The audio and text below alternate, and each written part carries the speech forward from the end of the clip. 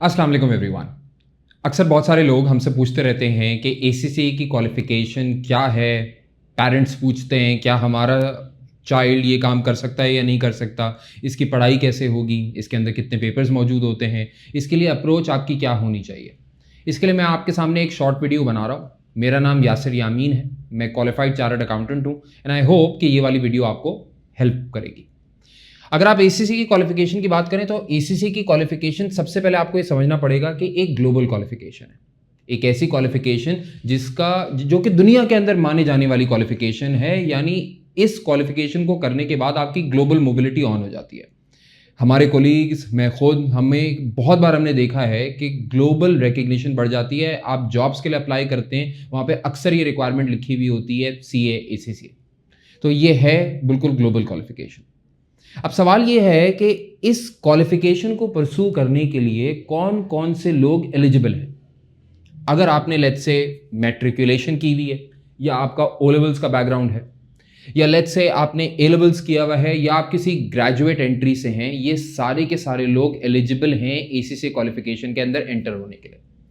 शायद सबके पाथवेज थोड़े से अलग अलग होते हैं। मिसाल के तौर पे अगर आप मैट्रिकुलेशन या ओ लेवल्स के बैकग्राउंड से हैं तो फिर आपको एक फाउंडेशन प्रोग्राम करना पड़ेगा और एसीसी को आप फाउंडेशन प्रोग्राम के साथ करेंगे।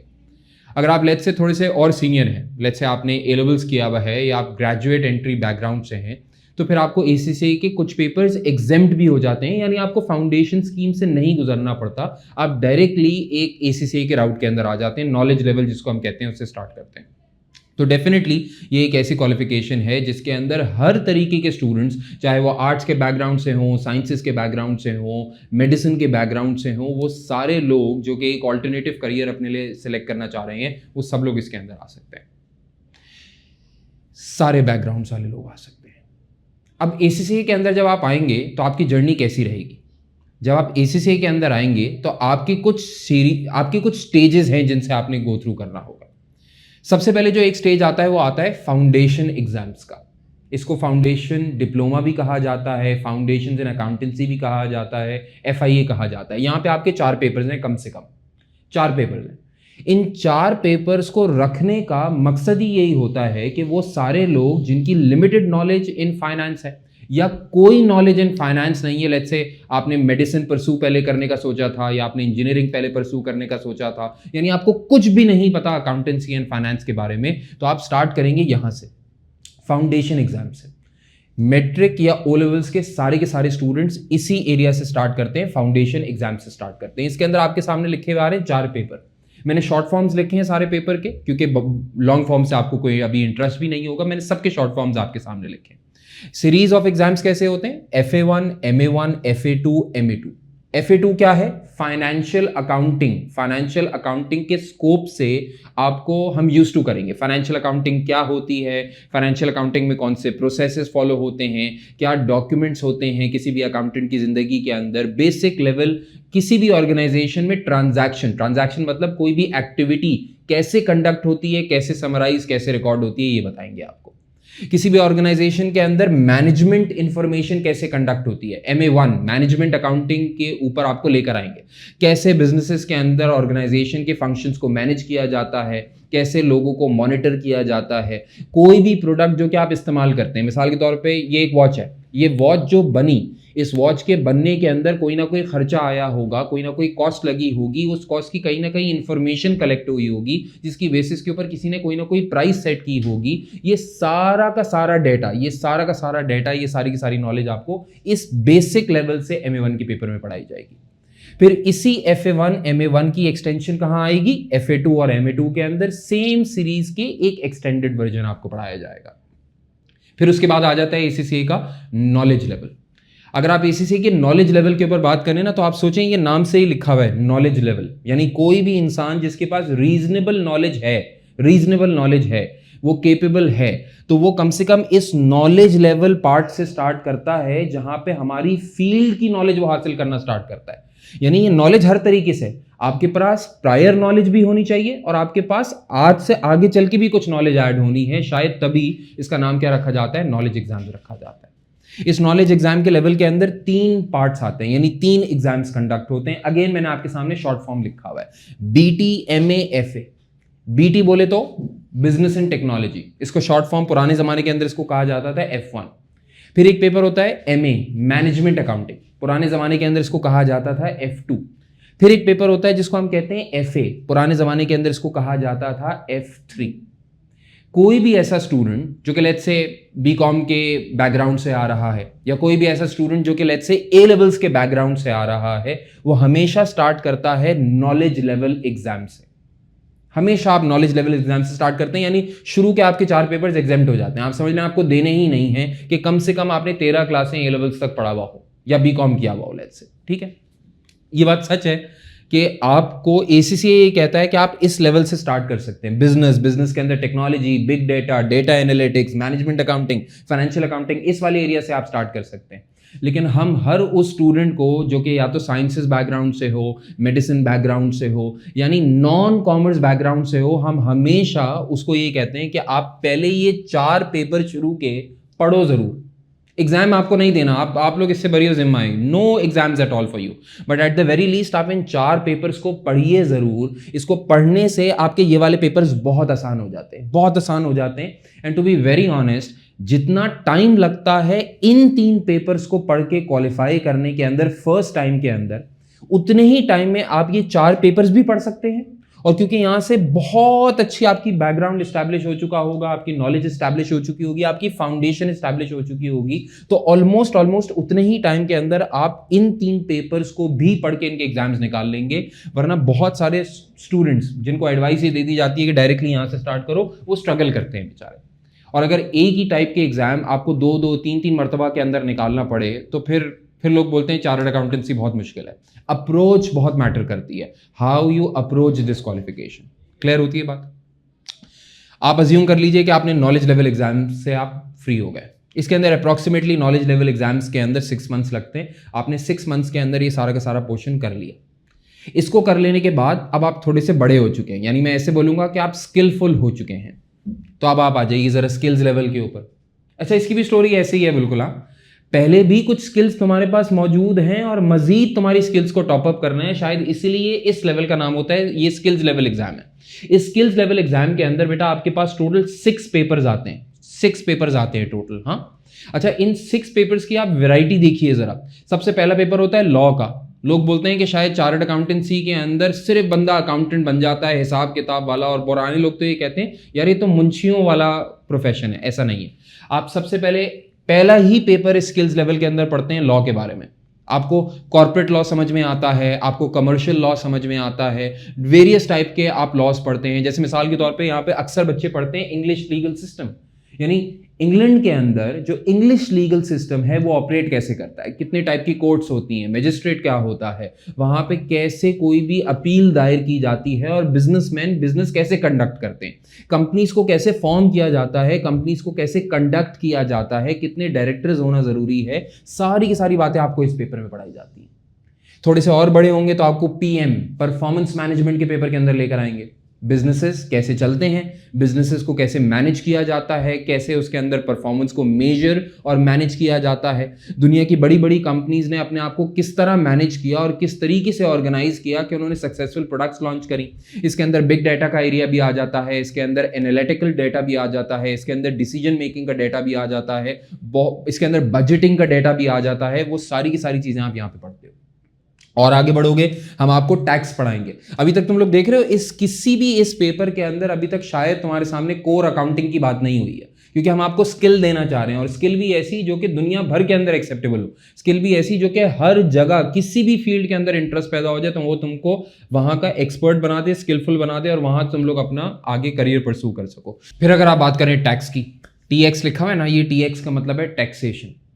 अच्छा, ज्यादातर स्टूडेंट्स जो है ना वो टैक्सेशन UK वेरिएंट पढ़ते हैं, यानी United Kingdom is one of the oldest jurisdictions जहां पे टैक्सेशन का निजाम रहा है। तो ज्यादातर लोग टैक्सेशन पढ़ते हैं वही लेगेसी वाली, और इसका सबसे बड़ा फायदा क्या होता है कि अगर आपने UK की टैक्सेशन पढ़ ली तो आपको मेजर इकोनॉमीज की टैक्सेशन के निजाम समझ में आना स्टार्ट हो जाते हैं। तो हाईली वैल्यूएबल होता है TX UK आपका पढ़ना। यही पेपर होते हैं जिनको पढ़ने के बाद बहुत सारे इवन हमारे लोग स्टूडेंट लेवल के ऊपर, हमने अपने कोलीग्स को देखा है, अपने स्टूडेंट्स को देखा है कि बहुत सारे लोग कंसल्टिंग फर्म्स में उनकी जॉब लग चुकी होती है, वो फॉरेन फर्म्स को कंसल्टेंसी प्रोवाइड कर रहे होते हैं and to be very honest वो बहुत अच्छे पैकेजेस पे भी काम कर रहे होते हैं. सो टैक्सेशन इज देयर. इसके बाद आप एक पेपर के ऊपर आते हैं financial reporting. Financial reporting pure accounting का पेपर है जिसके अंदर आपको अकाउंटिंग की स्किल्स दी जाती हैं. अब देखो ना, इस पूरे सेक्शन का नाम स्किल्स है, यानी इस लेवल में जितने पेपर आप पढ़ोगे वो आपके स्किल सेट को उभारेंगे और आपको स्किलफुल बना देंगे. और आपको तो पता ही है, दुनिया में हर स्किलफुल इंसान की कोई ना कोई वैल्यू जरूर होती है. आप इस स्टेज के बाद मार्केटेबल होना स्टार्ट हो चुके हुए होते हैं. इसके बाद आप जाएंगे AA के पेपर के ऊपर ऑडिट एंड अश्योरेंस. फिर आप जाएंगे FM के पेपर के ऊपर फाइनेंशियल मैनेजमेंट. अब इन सारे पेपर्स को देखें, ये सारे पेपर्स एक दूसरे से जुदा हैं, यानी आपको डिफरेंट स्किल सेट्स दे रहे होंगे और इसके बाद डेफिनेटली आपकी मार्केट वैल्यू के अंदर कोई ना कोई फायदा जरूर हो रहा होता है. जब आप ये स्टेज कर लेते हैं, अभी तक देख लो बाय द वे स्टेज क्या हो चुकी है. सबसे पहले फाउंडेशन लेवल था, ये चंद लोगों के लिए था. फिर उसके बाद नॉलेज लेवल था, ये सबके लिए है. फिर उसके बाद स्किल्स लेवल है, ये सबके लिए है. कोई एग्जाम चॉइसेस नहीं है, सारे के सारे 6 के 6 पेपर देने पड़ेंगे. फिर उसके बाद अगर आप देखिए तो आपके पास फाइनली आता है प्रोफेशनल स्टेज. प्रोफेशनल एग्जाम्स आ जाते हैं. प्रोफेशनल एग्जाम्स के अंदर 2 कंपल्सरी एग्जाम्स होते हैं, SBR, SBL. ये 2 कंपल्सरी एग्जाम्स है. SBR का मतलब होता है स्ट्रेटेजिक बिजनेस रिपोर्टिंग और फिर SBL का मतलब होता है स्ट्रेटेजिक बिजनेस लीडर. दोनों वंडरफुल एग्जाम्स हैं और शायद दुनिया में जितनी भी चार्टर्ड अकाउंटेंसी की बॉडीज हैं उन दोनों में सबसे बेहतर एग्जाम्स. मैं मल्टीपल चार्टर्ड अकाउंटेंसी की बॉडी से क्वालिफाइड हूं and I can assure you these are one of the finest exams that you can see around. फिर उसके बाद आते हैं आपके पास 4 पेपर, लेकिन इन 4 में से सिर्फ कोई 2 एग्जाम्स आपने देने. 4 पेपर्स कौन कौन से हैं? एक AFM का पेपर है, एडवांस फाइनेंशियल मैनेजमेंट. एक APM का पेपर है, एडवांस परफॉर्मेंस मैनेजमेंट. एक ATX का पेपर है, एडवांस टैक्सेशन. और फिर एक AAA का पेपर है, एडवांस्ड ऑडिट एंड अश्योरेंस. इसमें से कोई 2 एग्जाम्स लेने हैं. 2 एग्जाम्स स्टूडेंट्स कैसे डिसाइड करते हैं? बेस्ड ऑन वो स्पेशलाइजेशन चाहते किसके अंदर है. अगर कोई स्टूडेंट चाहता है कि वो टैक्सेशन के अंदर ऑडिट की तरफ जाए, अपने करियर को परस्यू करे, तो वो ये 2 पेपर्स ले लेते हैं. कोई कहता है कि नहीं यार मुझे बैंक्स पसंद हैं, इन्वेस्टमेंट बैंक्स पसंद हैं, या मुझे कंसल्टिंग फर्म ज़्यादा पसंद हैं, तो वो जाते हैं AFM और APM की तरफ. कोई कहता है कि यार अभी मैं डिसाइड नहीं कर सकता कि एग्जैक्टली मेरा करियर कैसे चलेगा, मैं अपने आप को डाइवर्सिफाइड रखना चाहता हूँ, तो इनमें से कोई भी 2 एग्जाम आप जैसे जिस ऑर्डर के अंदर चाहे ले सकते हैं और आपको हर जगह इन पेपर्स को पढ़ाने वाले ट्यूटर्स मिल जाएंगे. क्लियर होती है बात? अगर आप टोटलिटी के अंदर चले ना, तो ये फाउंडेशन लेवल के 4 एग्जाम्स और बाकी सारे एग्जाम्स को अगर आप मिला लें तो टोटल ACCA के अंदर 17 एग्जाम्स होते हैं. अच्छा, 17 एग्जाम्स उन लोगों के लिए हैं जो कि सारे के सारे फाउंडेशन लेवल को मिला के एग्जाम्स दें. अगर कोई student directly knowledge level exam से स्टार्ट करता है, जैसे कि A लेवल्स वाले स्टूडेंट्स होंगे, so they only need to give 13 exams and that is it. Sir 13 exams हैं तो 13 एग्जाम्स देने में तो 13 साल लग जाएंगे. ऐसा नहीं. 1 साल के अंदर 4 मरतबा पेपर होता है. बल्कि ये जो शुरू के पेपर्स है ना, फाउंडेशन एग्जाम्स और नॉलेज एग्जाम्स, ये तो पूरा साल होते रहते हैं. 1 महीने में 2 मरतबा भी पेपर हो रहे होते हैं. पूरी दुनिया के अंदर जब चाहे ऑन डिमांड एग्जाम्स इनको कहा जाता है. जब तैयारी कर लो पेपर दे दो, इनका तो टेंशन ही नहीं है.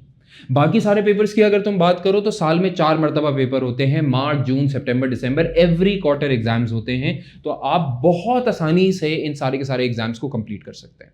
तो अब अगर आप लॉजिकली सोचिए, आपके पास ऑप्शंस है ना, अपना करियर स्टार्ट करना है, आपके पास ऑप्शंस हैं. बहुत सारे students, I mean nothing against BBA, लेकिन बहुत सारे लोग चॉइस करना चाहते हैं कि यार हमें लेट्स से हमको BBA करना है या कोई BSc करना है. बहुत सारे ऑप्शंस आपके पास हैं and all valid options. But I always say कि देखें, आपको ना वेटेज करनी पड़ेगी कि आप करना चाहते क्या हैं. आई मीन अगर आपका पैशन है ना कि आप फाइनेंस में रहें, अकाउंटिंग में रहें, आपने अपने बड़ों को देखा हुआ है, आपने लोगों से काउंसलिंग ली हुई है and you think that finance is the right domain, तो फिर मैं आपको हाईली सजेस्ट करूंगा you should not be going for any other option until and unless कि आप किसी आईवी लीग यूनिवर्सिटी के अंदर प्लान आउट कर रहे हैं. In that case it might be a wise option, but otherwise I don't think you have a better option than this. ACCA is a very good qualification. एक तो global standing है, plus अगर आप logically देखें इन सारे के सारे exams को, 17 एग्जाम्स हो या 13 एग्जाम्स हो, इन सारे एग्जाम्स को क्लियर करने के लिए आपको टाइम कितना लगेगा? मिनिमम आपको टाइम चाहिए सारे एग्जाम्स को क्लियर करने के लिए a period of 2.5 years. So against a bachelor's program of let's say 4 years, you can get qualified and a chartered certified accountant qualified in 2.5 years. On average हमने देखा है कि अगर कोई 2.5 years में नहीं भी करता तो 3-3.5 साल के अंदर तो ज्यादातर लोग कंप्लीट कर लेते हैं. तो आप वेटेजेस तो देखिए, आप एक तरफ रख रहे हैं कि आपके पास 4 साल की बैचलर्स की नॉलेज है, which might be good knowledge, but एक कहावत है, jack of all master of none. You are master of none, maybe, but on the other hand you have an option एक ऐसी क्वालिफिकेशन की जिसकी global weightage है, UK based qualification है, chartered accountant आप बन जाते हैं. आपको इससे ज़्यादा चाहिए क्या? लेकिन सर वही खर्चा होता है, सर बहुत ज़्यादा खर्चा हो रहा होता है, तो खर्चे का क्या करें? हमारा एस्टिमेट है, now this estimate might very based on where you study from, if you pass in your first attempt और नॉट, तो कोई ना कोई वेरिएंस, कोई ना कोई डिफरेंस ज़रूर आ सकता है. तो फिर हम ये क्लेम करते हैं, हमारा एस्टिमेट ये है कि 1.5 to 1.6 मिलियन PKR आपके खर्च होंगे और 2.5 साल का अरसा कम से कम आपको चाहिए इस क्वालिफिकेशन को कंप्लीट करने के लिए. जनरली लोग 3 से 3.5 साल के अंदर इस क्वालिफिकेशन को कंप्लीट कर लेते हैं. जब आप कर लेंगे तो फिर क्या करेंगे? जब आप ACC क्वालिफाई कर जाएंगे तो आपके पास वेरियस ऑप्शंस होंगे. आप अपना करियर कॉर्पोरेट ऑर्गेनाइजेशंस के अंदर बना सकते हैं. आप चाहें तो ऑडिट फर्म्स की तरफ जा सकते हैं, आप चाहें तो गवर्नमेंट ऑर्गेनाइजेशंस की तरफ जा सकते हैं, लोकल ग्लोबल सारी क्वालिफिकेशंस की तरफ, सारी ऑर्गेनाइजेशंस की तरफ जा सकते हैं और आपके पास मैसिव लेवल की अपॉर्चुनिटीज़ अवेलेबल होती हैं. सो आई ऑलवेज से कि you need to take a wise decision. जब भी कोई डिसीजन लेने जाएं, नॉलेजेबल डिसीजन लें. अगर आपको आज खड़े होके आप लेट्स से अगर आप बैचलर्स को परस्यू करना चाहते हैं और अगर आज खड़े होके आपके पास इतनी क्लैरिटी है ना कि अगले 4 साल आपका कैसे गुजरेगा पढ़ाई के पर्सपेक्टिव में, तो फिर आप वो कर लीजिए.